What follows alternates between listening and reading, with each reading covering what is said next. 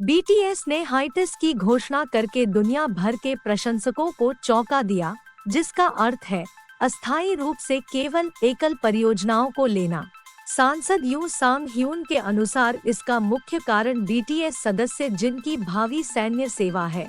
दक्षिण कोरिया में सैन्य सेवा अत्यधिक विवादास्पद है, जहां एक शत्रुतापूर्ण उत्तर कोरिया के खिलाफ बचाव के प्रयास के तहत 18 से 28 वर्ष की आयु के सभी सक्षम पुरुषों को लगभग 2 साल की सेवा करने की आवश्यकता होती है।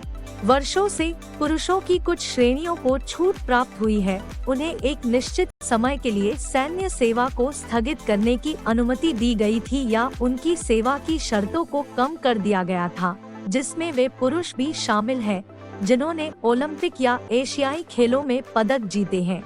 साथ ही साथ शास्त्रीय संगीतकार और नर्तक जिन्होंने शीर्ष पुरस्कार जीता है। कुछ प्रतियोगिताओं में 2019 में संशोधित कानून के तहत अंतर्राष्ट्रीय स्तर पर मान्यता प्राप्त के पॉप सितारों को अपनी सेवा को 30 साल तक के लिए टालने की अनुमति दी गई है। संसद वर्तमान में एक नए संशोधन पर बहस कर रही है, जो के-पॉप सितारों को केवल 3 सप्ताह के सैन्य प्रशिक्षण को पूरा करने की अनुमति देगा। बीटीएस के लिए और विशेष रूप से समूह के सबसे पुराने सदस्य जिनके लिए संसद में बहस का परिणाम जीवन बदलने वाला होगा। तथ्य यह है कि मूर्ति इस साल 4 दिसंबर को 30 साल की हो जाएगी।